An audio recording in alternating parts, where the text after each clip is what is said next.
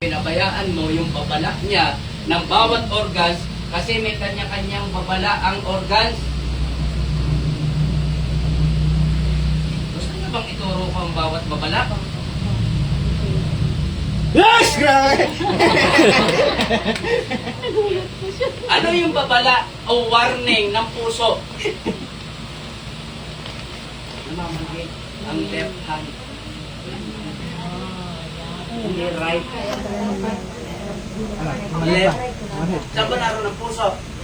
Sabi ng iba. Puso. Liver ang hindi.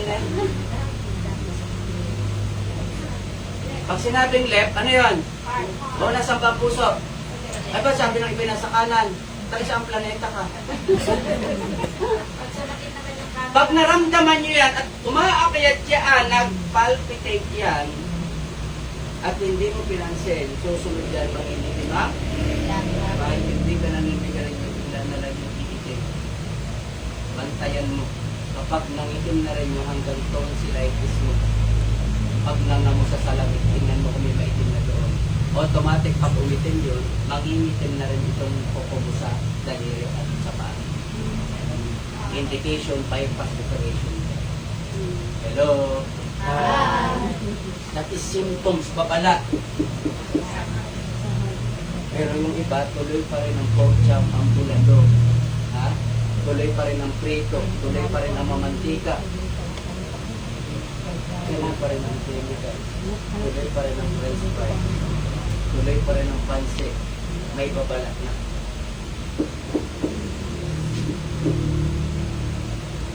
Pancreas.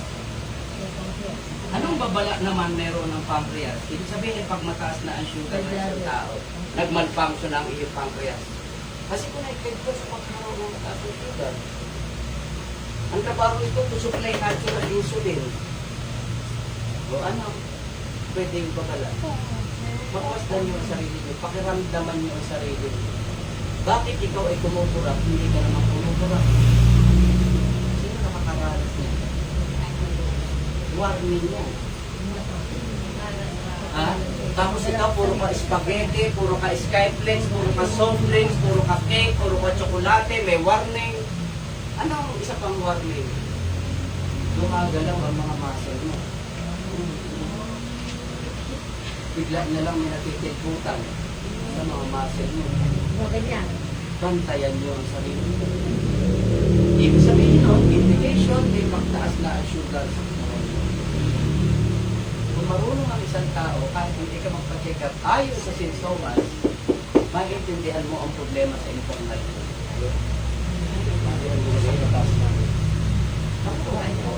Tinuturuan ba tayo ng doktor? Hindi. Hindi pag natuto kayo, wala nang pupunta sa doktor at hospital. Hindi, patay ang doktor, patay ang hospital. Wala? Lahat pag natuto ang tao. O bakit nagkagaturuan? Walang gumagalaw sa ibabaw ng lupa na hindi negosyo. Sabi nung iba, ay ayaw ko dyan sa DSM, pinagkakakitaan ako. Bakit? Nung pumili ka sa palengke ng talbos na kamuting baging, talbos ng kangkong, anong nangyari doon? Pinagkakitaan ka, hindi? Nung bumili ka ng magic sarap, bumili ka ng betchin, pinagkakitaan ka o hindi? Nung bumili ka ng sigarilyo, nung bumili ka ng soft drinks, pinagkakitaan ka o hindi? Ay bakit sabi mo, nung ikaw ay pumunta sa DXM, pinagkakitaan ka? Hello? Hi! Nung pumunta ka sa ospital, nagpa-check up ka, bumayad ka ba sa check up? Yes. Di ba pinagkakitaan ka? Yes. Nung bumili ka ng gamot sa butika, libre ba? Yes. Di ba binili mo? Yes. Di ba pinagkakitaan ka? Yes. Nung ikaw ay sumakay sa jeep, sa tricycle, sa bus, sa barko, sa aeroplano, nagbayad ka hindi? Ako hindi. Bakit? Ang nagbabayad ng aeroplano ko ang company. Yes. Bakit? Hasana ako sa negosyong ito, kaya ako nakapalibre sa sa aeroplano. Pero pag bibili ako, sasakay ako sa bus, bayad ko na. Pero ang company pa rin ang magbabayad. Bakit? May allowance ako sa company. Ay, aanin ko ang aking tataw. Ha? Ay, kaya nga ako nagpakadalubhasa. Ay, para malibre pa tayo. Ay, sa dami kong kakahotel, hindi pa ako nakaranas magbayad. Uy! Kung may akong kakain, ay libre. Bakit? May food allowance din. Tapos, pinakain ako ni Derek. Mamaya ko na yung ikakain.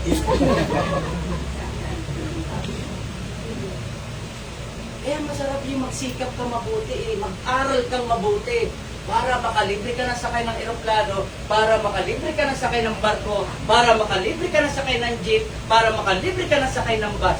Tapos sasabihin mo, pag nandito ka, pinagkakakitaan ka. Diba? Pag ako'y bumibili ng products, libre kong binibili. Bakit? Ibinibigay din, ipinoprovide ng company yung pambili ko ng mga produkto. Libre na po ang ginagamit ng aming pamilya sa BSN product. Tapos sasabihin nyo, mahal? Mahal yan dahil nag-umpisa ka pa lang, mag-isa ka pa lang. Eh ang akin ng member nasa 6,000 na. Piso-piso na lang ang akin sa isa.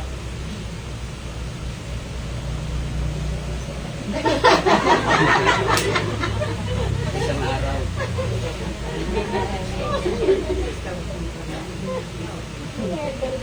Bakit hindi ako magsisipa? Yun nga, ikaw yung nagdadrive, puyat na puyat ka na, papunta mula Manila hanggang Lawak.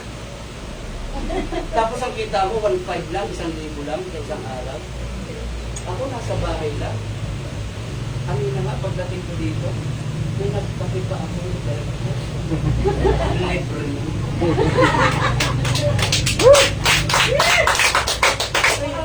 Kita ng mga tao. Kaya na namin pinapaulawa eh. O balik tayo dito. Ano pang organ? Nasabi ko na ba yung sintomas nito? Yes. O, sabi ko na. Sabi mo, bukas. O, yung hinahabol ng langgam ang ihi. Yung mayat-mayat ihi. Yung magula ang ihi. Yung mapangihi ang ihi. Di ba, misa sobrang amoy ng kwan, hindi kakaibang amoy ng ihi? O baka mataas na sugar mo. Pero yung paggalaw ng kalamnan mo, paggalaw ng mata mo, sigurado yun mataas ang sugar mo. Tapos itong soft drinks ka pa rin. Tapos ang rice mo, isang damukan pa rin. Alam mo, ito yung advice ko, kasi nung may diabetes dito. Ayun! Hindi na ng kabayan ko, nagsabi ng tapat. Kasi yung iba, yung kamatayan, hindi ako aan. Mga patangkay niya, mga tapat yan eh. Kaya nga maganda magmahal yung mga patangkay. Respectuan lang. Diba, sir? Ngayon, ganito lang ang makapababa ng sugar. Kailangan bawasan ng rice. Huwag kakain ng tsokolate. Huwag iinom ng milk tea. Huwag kakain ng pansit. Huwag kakain ng cake. Lahat ng matatamis, iwasan mo. At ito ang pinakamataas na pinagkukunan ng sugar, rice. Kaya dapat measure lang ang kanin mo, tasa-tasa lang. Ngayon, ganito ang simpleng pamamaraan para hindi maparami ang kain ng kanin natin ng mga matataas ng sugar. Doon sa matataas ng sugar, ha? Kapag kayo ay kakain, huwag kayong maglagay ng masarap na ulam sa inyong lamesa. Makakain kayo maraming kanin? Hindi. Ay baka 2 subo pa lang, tapos ka na. Ang problema natin, naglalagay kayo ng masarap na ulam eh. May mataas na nga sugar mo, dadamihan mo pa ang rice. Bakit nagdamihan? Kasi nawawala ka ng buntod pag napasarap. Tama, correct? Huwag ka maglagay ng masarap na ulam. Yung walang lasa ang nilagay. Kaya sa amin po, walang lasa ang pagkain. Bawal po sa amin ang bitchin masala.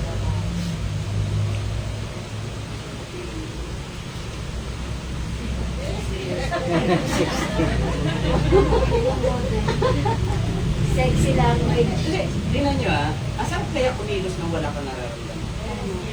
napakabihasa. Tingnan niyo po, sa edad ko 60, kaya ko kahit saan ako mag-ground. Hindi ko makapagod. Alam niyo ba bago ako pumunta dito, ang na-intake ko po? Ano lang, naglakad. Gandun, Pilipin. Isa sa isa. Lakad ko sa Kalasyaw ulit sa Regency. Bago kami umalis doon, kasi doon kami naka-check in ng dalawang gabi. Ang nagbayad mo ng matas. Kami mag-asawa, dalawang gabi. Ano? Weh!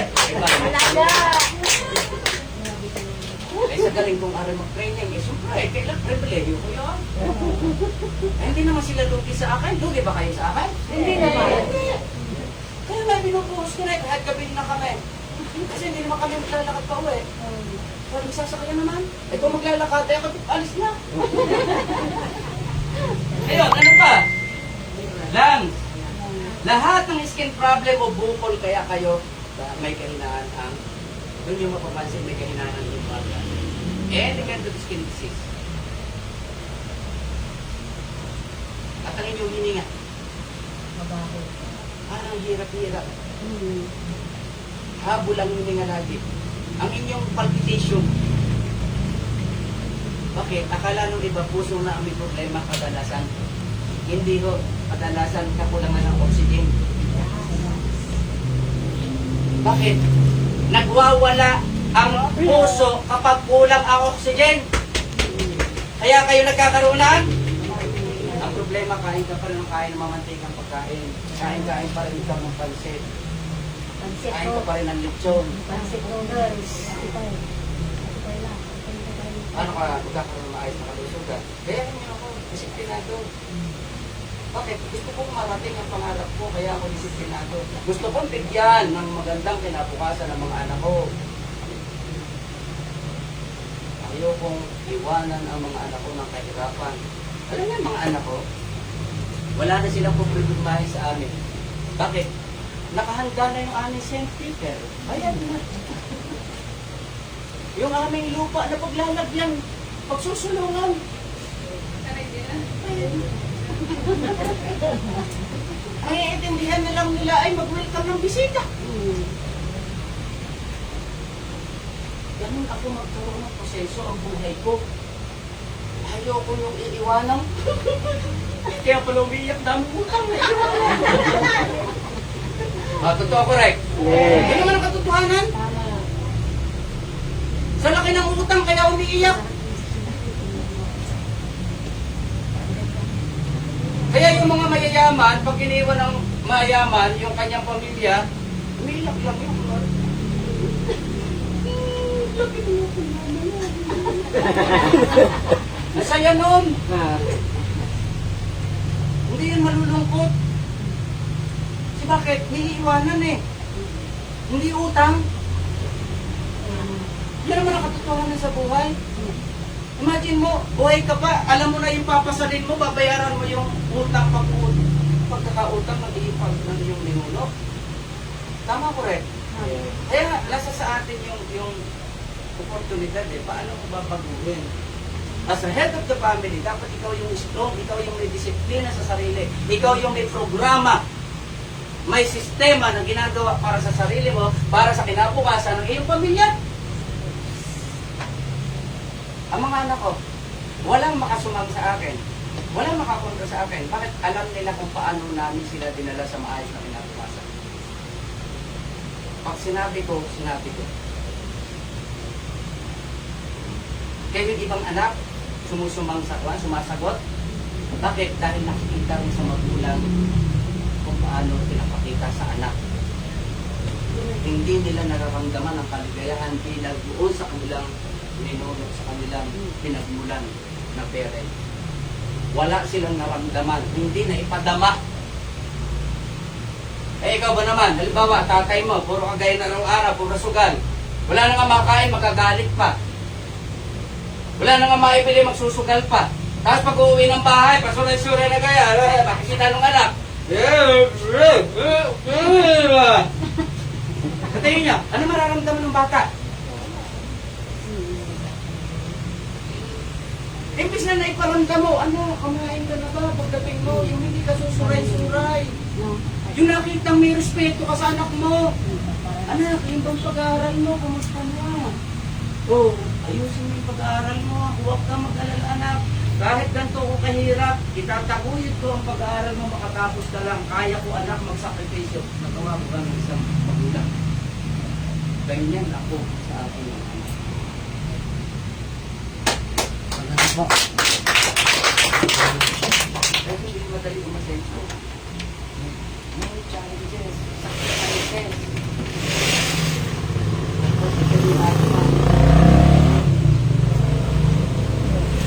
May mga organ.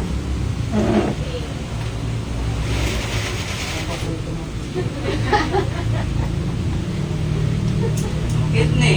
Ano yung sintomas? Ano yung babala? Tumbong. Manhid.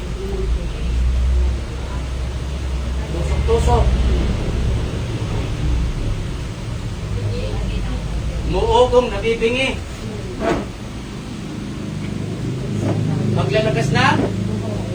Tingnan niyo ang kinikay mo. Nakakalko hindi. Sa dami ng chemicals, affected ang kidney. That's why nakakalko.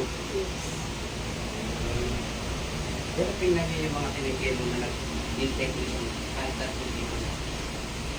Kahit kinikay mo, hindi nakakalko. Bakit? Natuprotektahan ng kidney at mga organs. Maghanap kayo ng mga kinikemo na umiinom nito. At maghanap kayo ng kinikemo na hindi umiinom nito. Bakit? Subok ko sa aking mga grupo. Ako ho ang isa, kaya ako nakilala sa TSN, ako ho ang isa sa maraming living testimony na every time na may RSA, ako ho ang nagbibigay ng living testimony mga grupo ang nagsasalita sa mga Metro Manila. Yung mga puputulan ng paa, dahil dulok na ang paa, ilan niyaan na hindi na naputulan ng paa. Sabi ko, within 3 to 5 months, hindi gumaling yan, saka ka magpaputol ng paa. At tanungin mo rin ng doktor, kung naputol ba ang paa, wala ka ng mataas na sugar, wala ka na bang diabetes? Ano sabi ng doktor, may diabetes ka pa rin, mataas pa rin ang sugar. Bakit mo ipapaputol?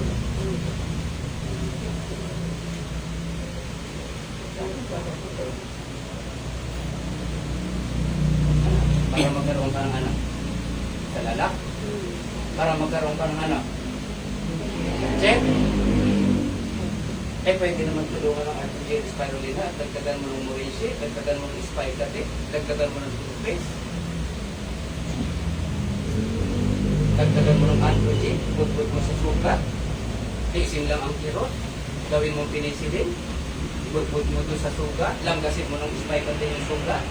Habang iniinom yan, after 1 week na makapaglagay nito, nagtagasan na yung mga sugar, lumabas na, nahakot ng palabas, saka mo butbutan naman ito. Ewan ko lang, kung makilo ang sugat na yan, kahit ano yung pangulo. Ilan na ang lumaan sa akin yan?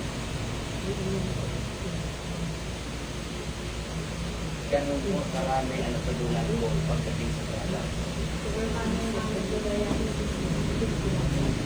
Ang nagda-dialysis po, kapag patay na talaga ang kidney, wala na po silang resulta kundi dialysis na lang. Pero kung ang nagda-dialysis ay buhay pa, at least gumagana pa 50%, may pag-asa po kung makawala sa dialysis. Pero pag patay na ang dalawa naman yung kidney natin left and right. Kapag ang isa'y gumagana pa dyan, dapat lang, hindi lang gagamit nito, lalo na nga kung dinadialysis na, ang problema ng dinadialysis, pag sila ay naka-schedule for dialysis, ang mga yan nakapila, bibili ng masarap na pagkain kasi daw sila ay isasalain ang dugo.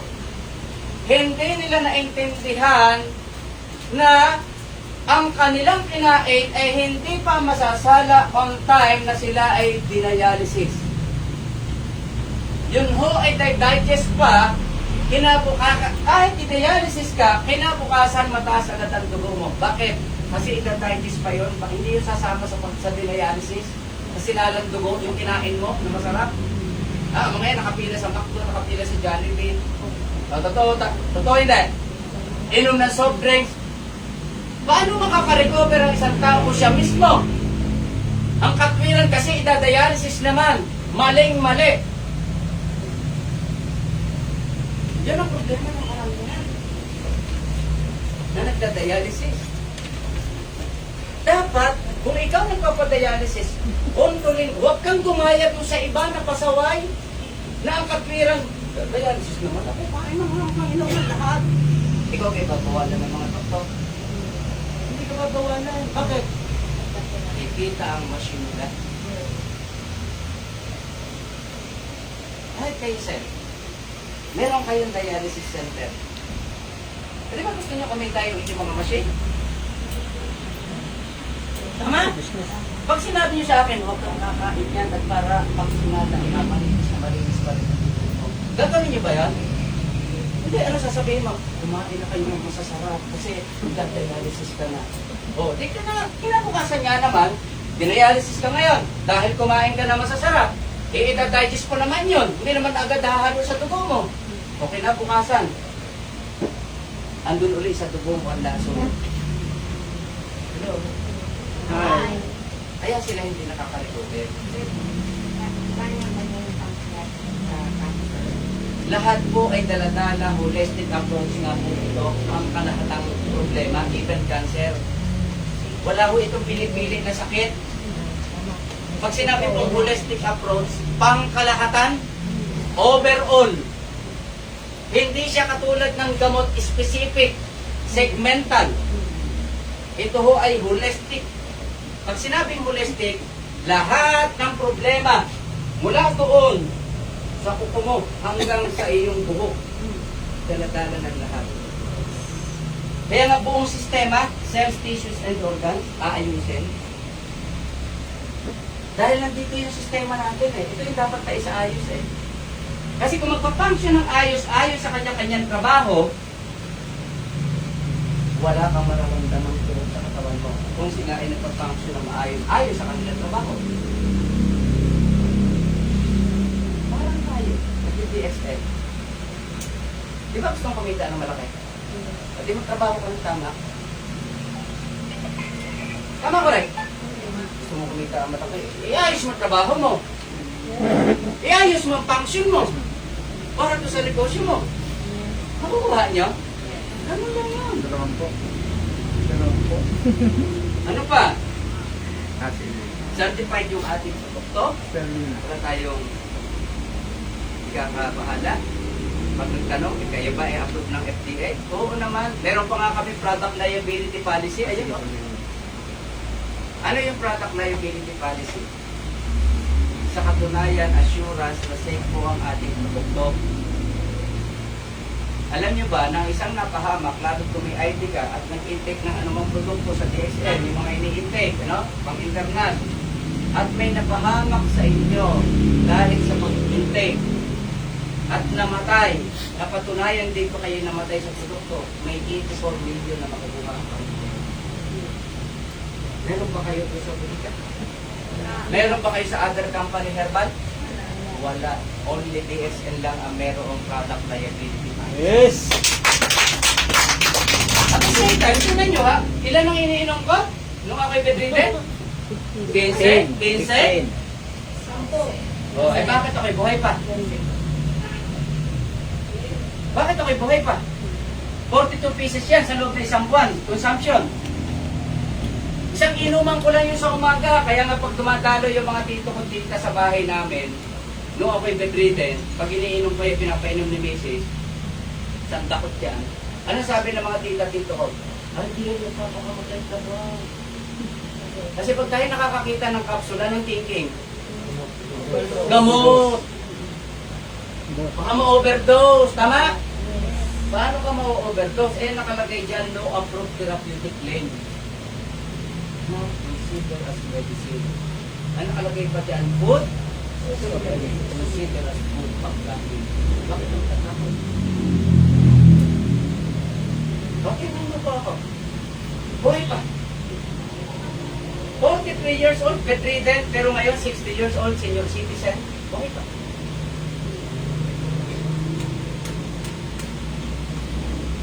Ang maganda, pinaganda pa ang buhay namin. Gumaan yung buhay namin. Hindi man kami mayaman, pero masaya ako sa meron ako sa buhay namin. Kaya, sa narating to. Yes! Hindi ako graduate ng college.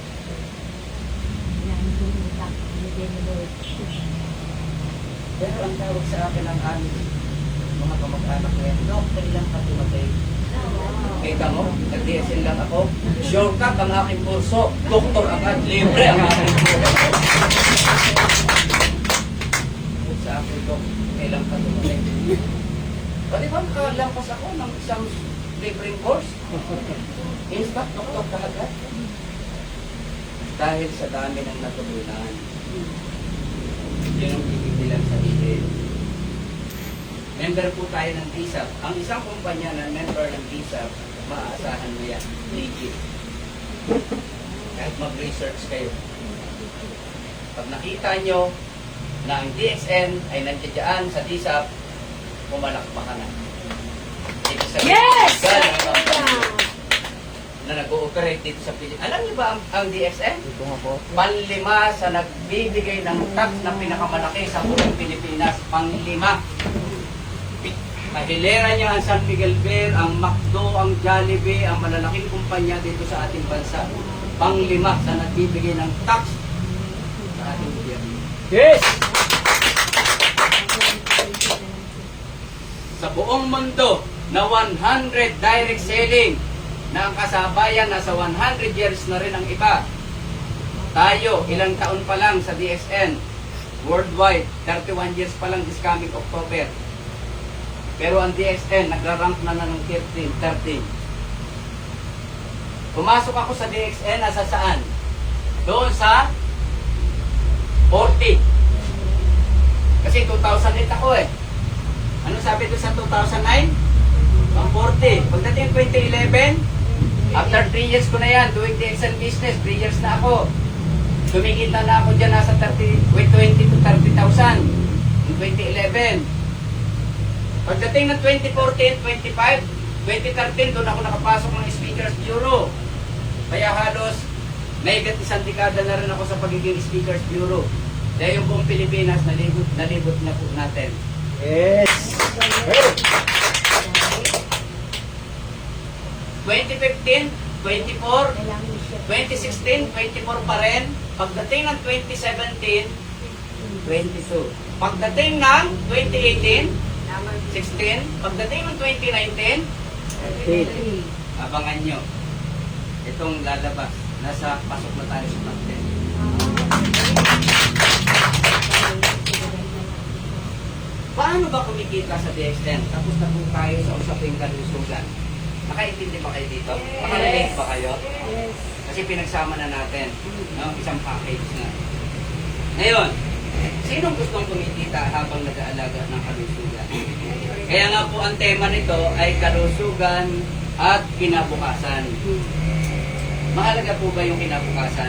Yes! Dapat yun ang pinaghahandaan natin. Yung kinabukasan, hindi yung before at today. Dapat yung tomorrow ang napapaghandaan. Okay?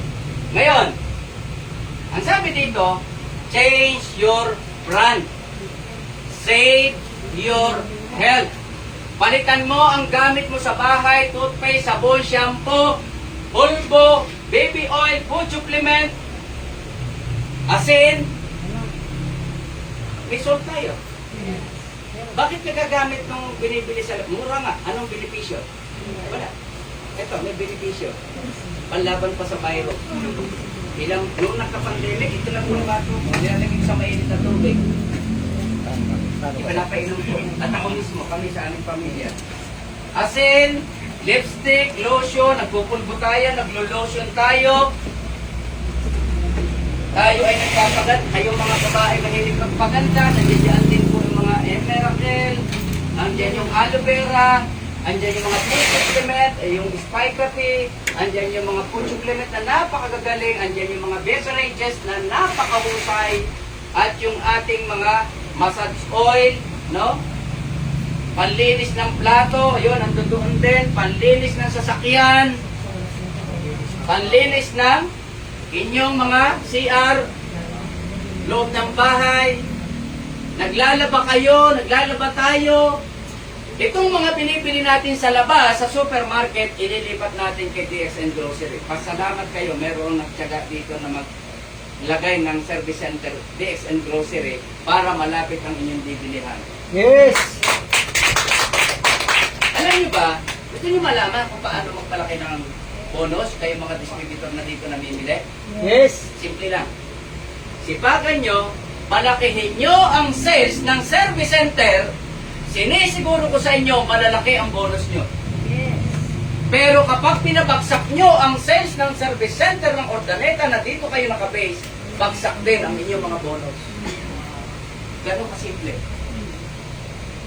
Tulungan nyo palakuin ang sales ng service center. Sinisiguro ko sa inyo, kayo ang mga nakabase dito. Ibig sabihin, kayo ang na-contribute ang malalaking sales dyan, kayo ang malalaki ang bonus. Yes. Ganun. No? Pag nagpatawag ng director ng training, ng seminar, dalhin nyo sa basa dagat para siya, hindi lang dito, dadalhin kayo sa malalaking event. So, susuportahan kayo ng management, mag-jollibee man kayo, mag-chowking man lang kayo. Katulad bukas, nasa lipa ako, saan gaganapin? Sa chowking.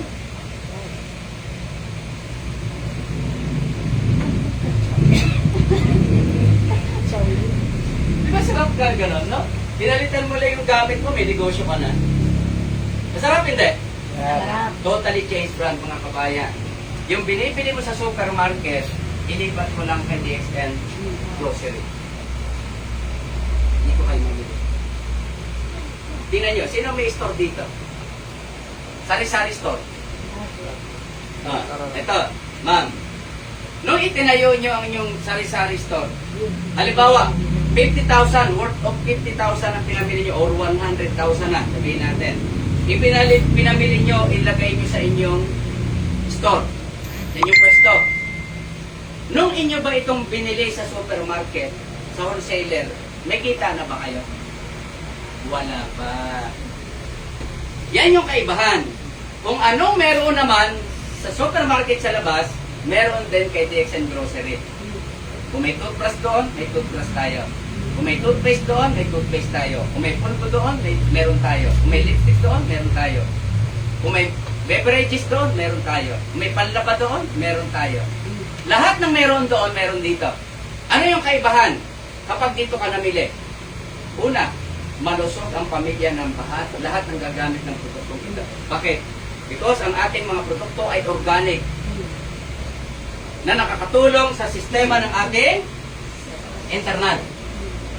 Okay? Pangalawa, yung 100,000 mo ma'am, kapag ipinamili mo lahat yan sa DXN Grocery, inuwi mo sa inyo, automatic, binili mo pa lang siya, i-convert yun sa points, yung inyong pinamili worth 100,000, sabihin na natin, ang inyong puntos doon ay nasa 30,000 sa PB. Yun ay kukumputin sa sales value mga 60,000. O ibig sabihin, malamang nasa 18% rebates kayo. Computin nyo, 18% rebates times 60,000. Kasi doble po ng PB, babayaran tayo ng company sa sales value halos kalahati. Sample computation lang yan. 60,000 times 18%. Imagine mo ma'am, may kita ka na kaagad, hindi ka pa nagbebenta, may 10,800. Yan yung sinasabi ko. Nagnegosyo ka sa labas, namili ka, gagawin mong sari-sari store, pinamimili mo pa lang siya, wala ka pang kita, saka kakikita pag ibinenta mo. Nakuha niya? Yes. Tayo, binili mo pa lang parehong 100,000, automatic ipapasok sa code number ID niya. Yung inyong pinamili.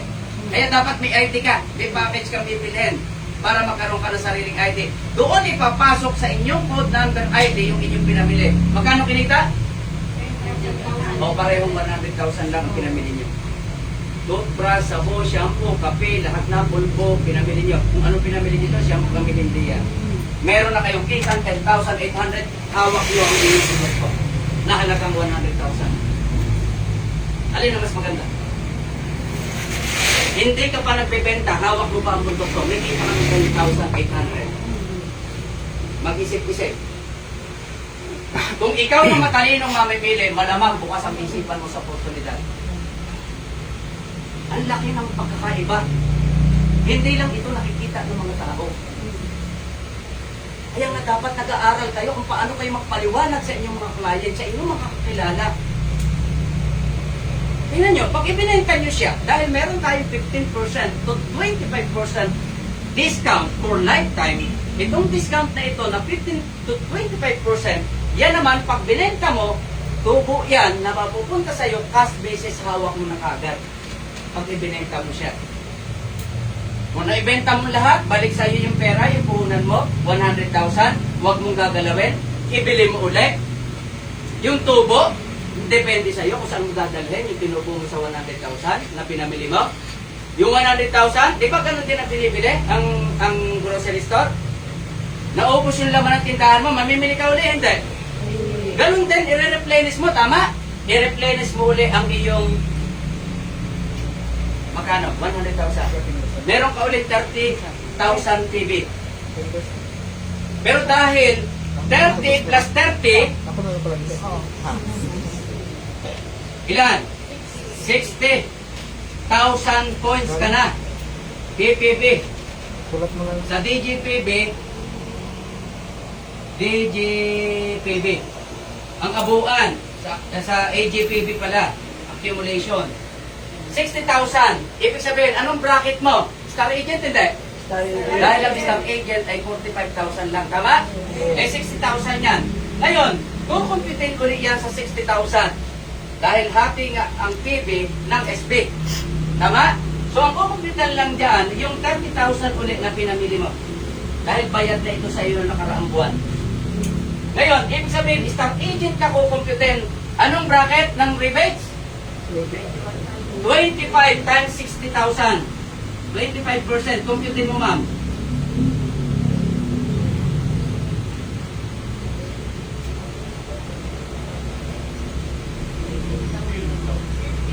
$15,000. Oh, sakto. Imagine nyo po, 15,000. Hawak mo ang produkto mo. Hindi ka pa nagbebenta. Magkano kanina? 8,000? 10,000? 800. So, magkano na kinita mo total? 23,800. Yung 100,000 mo, hawak mo pa rin ang iyong 100,000. Hello? Kaya po malaki ang aming sales. Kaya po malaki ang aming bonus. Kasi naiintindihan namin i-explain sa tao. Nakuha niya? Paano kung kausap mo ay isang negosyante, marami, gusto mag-invest.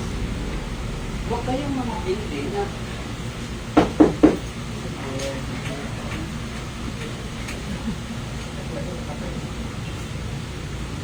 kaya tayo hindi paniwalaan ng mga tao sa labas.